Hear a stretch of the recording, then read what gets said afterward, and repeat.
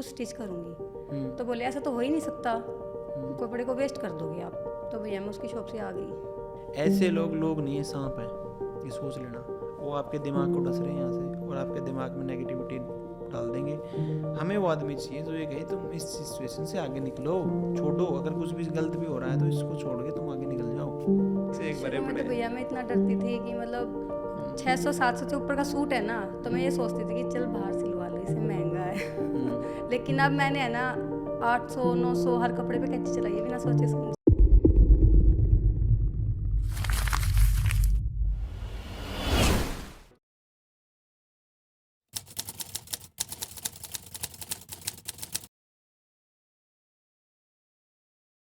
Hi, this is Ravindra Shivach और आप देखना स्टार्ट कर चुके हैं टैलेंटेड डिजिटल इंसान, जिसमें हम अपने स्टूडेंट्स के इंटरव्यू शूट करते हैं।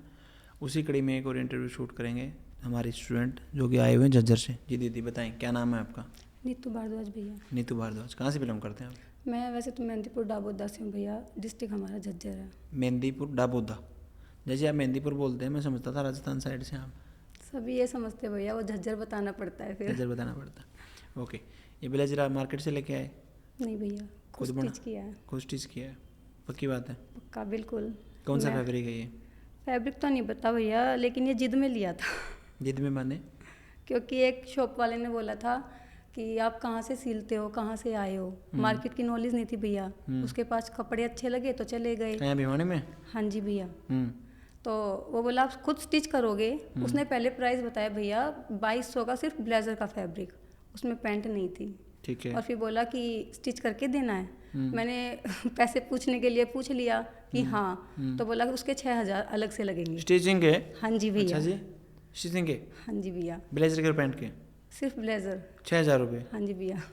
फिर मैंने बोला कि भैया नहीं, मेरे को कपड़ा चाहिए, मैं खुद स्टिच करूँगी। तो बोले ऐसा तो हो ही नहीं सकता, कपड़े को वेस्ट कर दोगे आप। तो मैं बोली भैया क्यों? बोले कि मेरे पास है ना 6-7 बंदे हैं और मैंने हायर कर रखे हैं, मैं खुद डिज़ाइनर हूँ, वो खुद कमियाँ छोड़ देते, मेरे को ठीक करनी पड़ती है। तो भैया मैं उसकी शॉप से आ गई।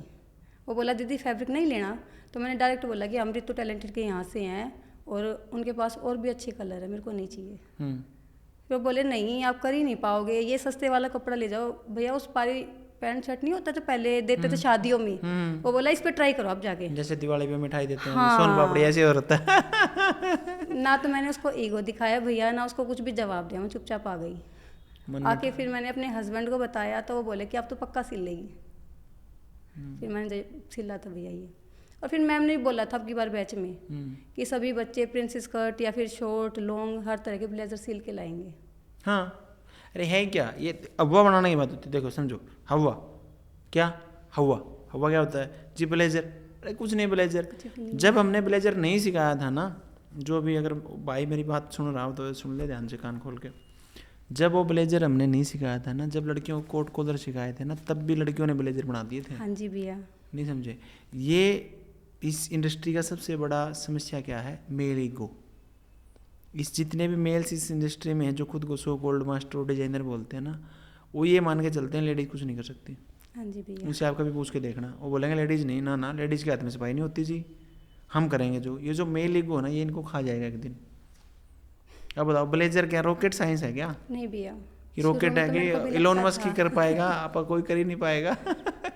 अच्छे एक से एक भरे पड़े। तो भैया मैं इतना डरती थी कि मतलब 600-700 से ऊपर का सूट है ना, तो मैं ये सोचती थी कि चल बाहर सिलवा लो, इसे महंगा है।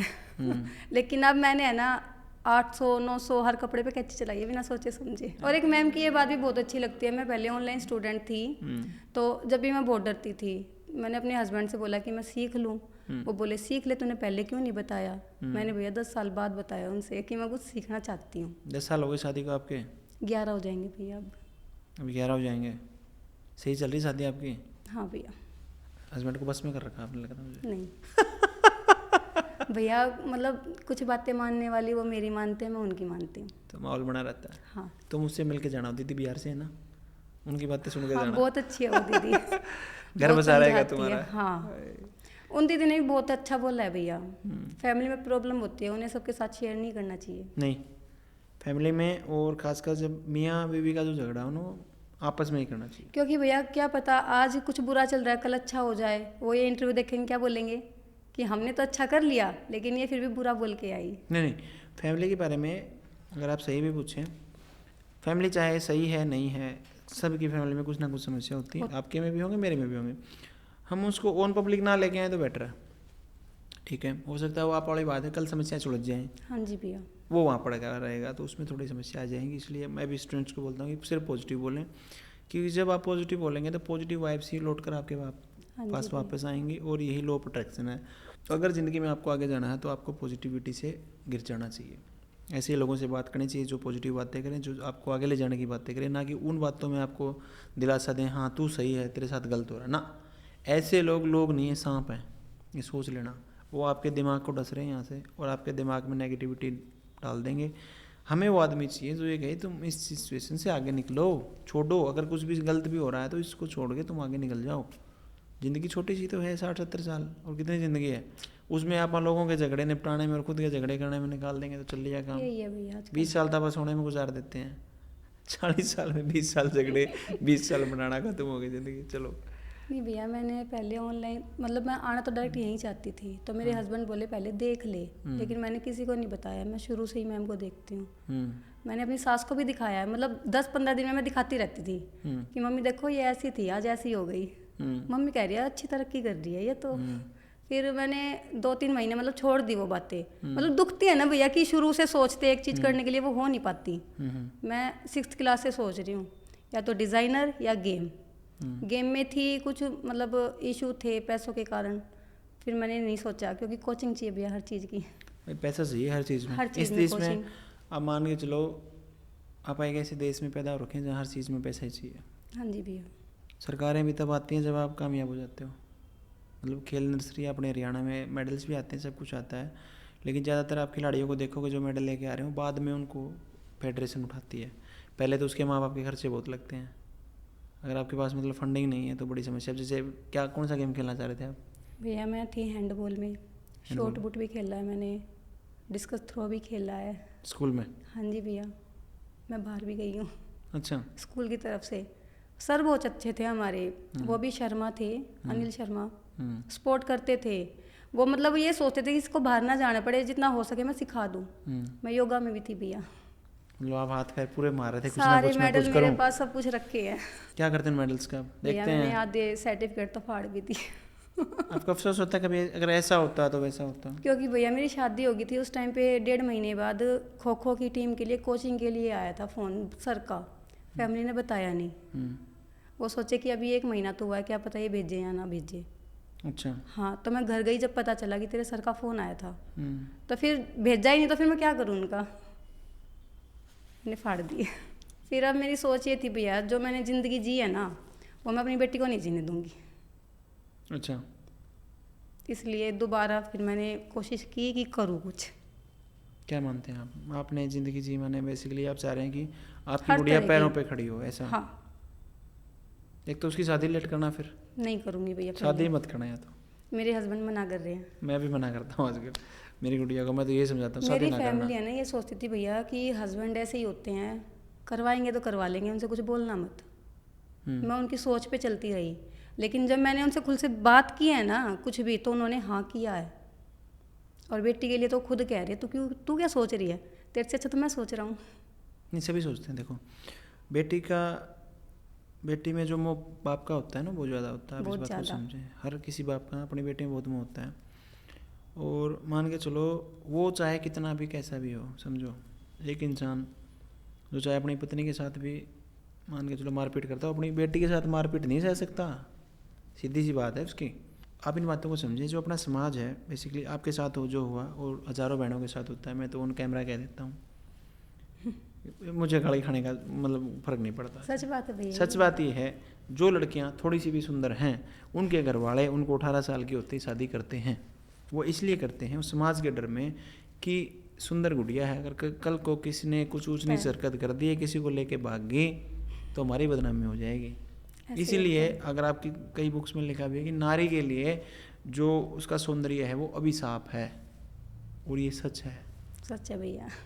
जो ज़्यादा सुंदर लड़कियां, उनको आप देखना गाँव में, खासकर अपने गाँव के माहौल में, अभी भी देख लो तुम, आप अपने आप को छोड़ दो, आप अपने आस पड़ोस में भी देख लेना जाके, जो मैं कह रहा हूँ अगर झूठ हो तो, ज़्यादातर जो लड़कियाँ सुंदर होगी उनको बहुत जल्दी शादी कर देंगे। कि जो भी करना गुड़िया तू आगे जाके करना, ऐसे और बोलेंगे। कुछ पहनना, जीन्स पहननी, आगे जाके मतलब पहनना। ये सोचे ना भैया कि हाँ शादी के बाद कर लेंगे, ऐसी बातें दिमाग में घुसा देंगे कि हाँ अब तो कुछ नहीं कर सकती।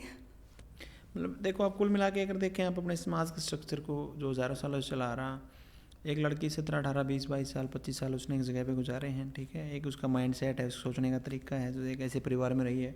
शादी होते ही तुरंत बाद सास कैसे खुशी रहेगी मेरे से, पति कैसे खुश रहेंगे, ये परिवार वाले ये क्या सोचेंगे, वो क्या सोचेंगे, क्या भाई ये मतलब क्या चल रहा है ये, पजल हो जाते सोचिए तो भैया। मतलब क्या चल रहा है ये एक्चुअल में। और जैसे ही आप मिडिल क्लास को छोड़ दो, मिडिल क्लास से थोड़ा ऊपर जाओ, जो हायर सोसाइटी है, वहाँ नहीं है नौटंकियाँ चल रही, नहीं है वहाँ सही चल रहा है अपना, वो ज़िंदगी इंजॉय कर रहे हैं। ये सारी समस्याएं अपने ही गले में डाल दी गई हैं और आप इन पट्टे की तरह सजा के रखते हैं इसको, हाँ जी हमारी इज्जत, हमारी इज्जत। अब मैंने हाँ जी देखा भैया। कई कास्टों में आप देखेंगे इतना इतना दहेज देते हैं जिसका अंत नहीं है, मुँह नहीं मांगा देना दहेज, चाहिए। पता नहीं क्या 21 लाख 31 लाख, अरे किस चीज़ के भाई, क्या कर रहे हो, कौन से राजा महाराजा हो तुम।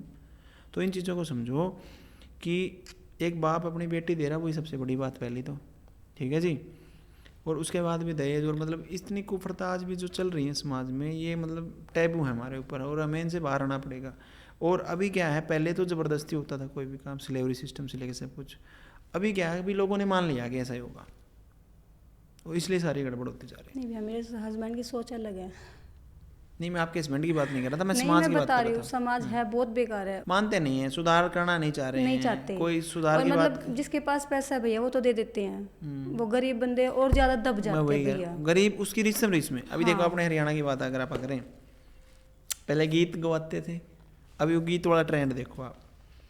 पहले बिस्किट देने स्टार्ट किए जी, हाँ जी भैया। फिर कटोरी आई, कटोरी से गिलास आ गया, गिलास से जग आ गए, देखम देखा जग से बोला किसी ने चुंदरी दे दी।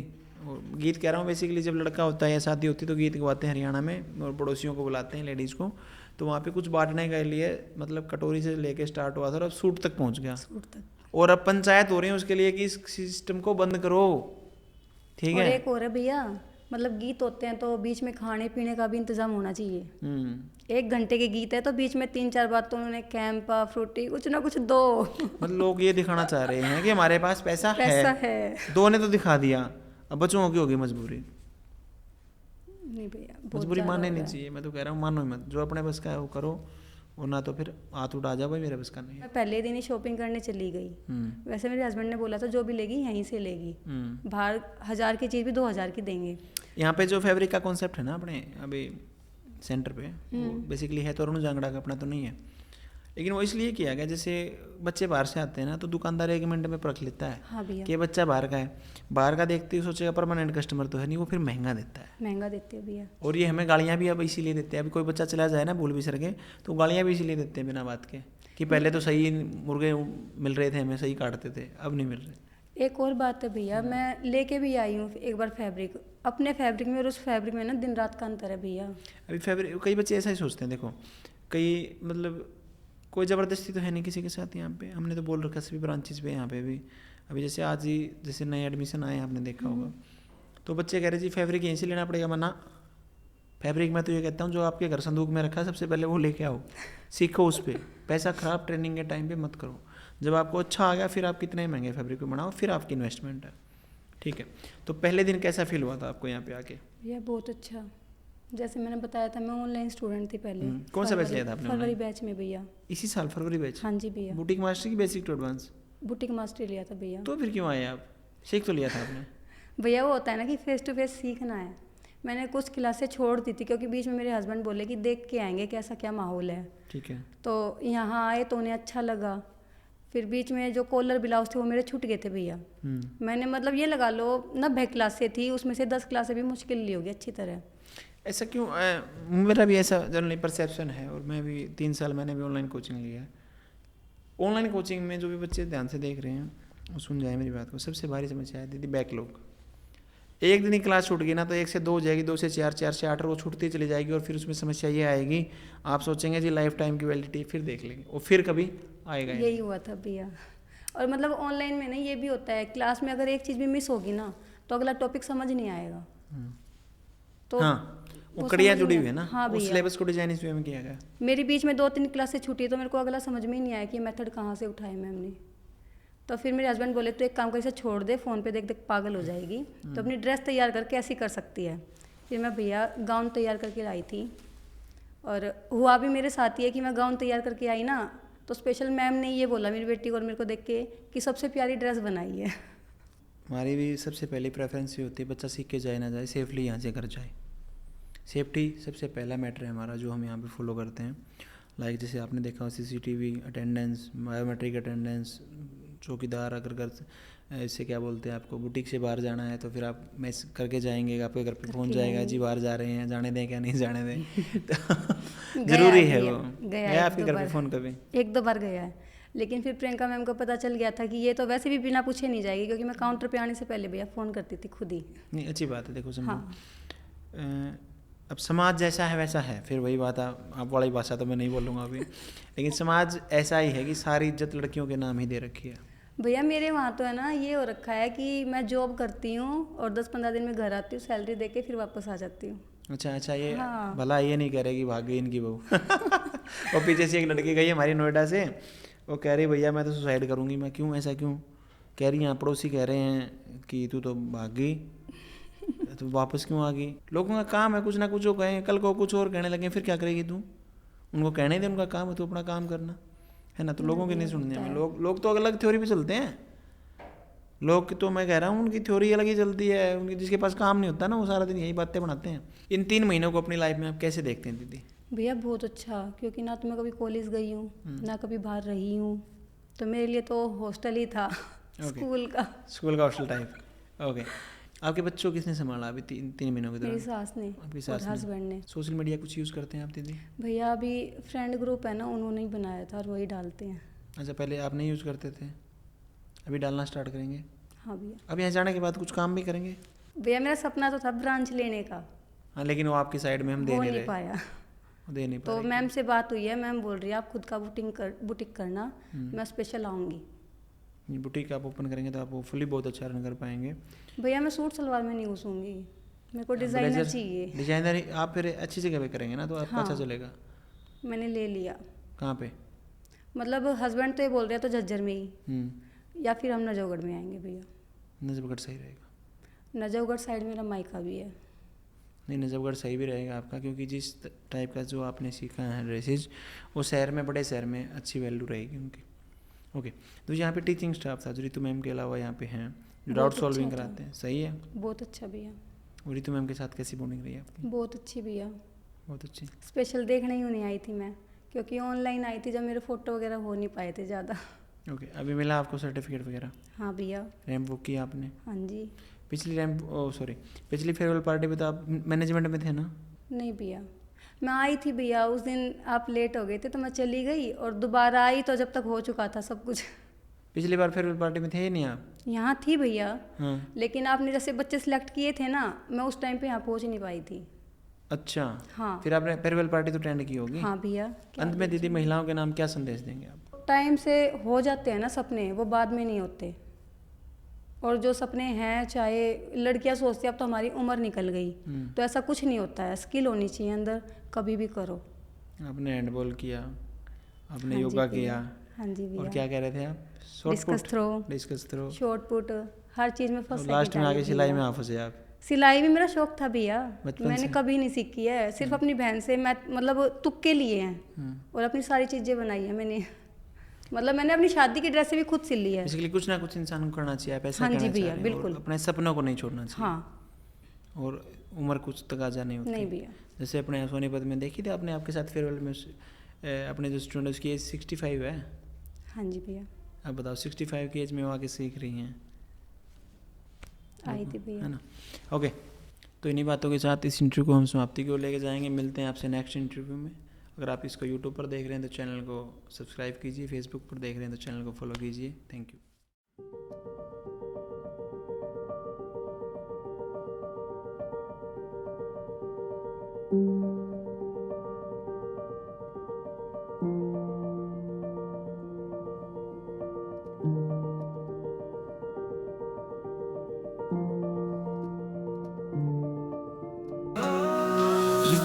इंसान नाम है उसका।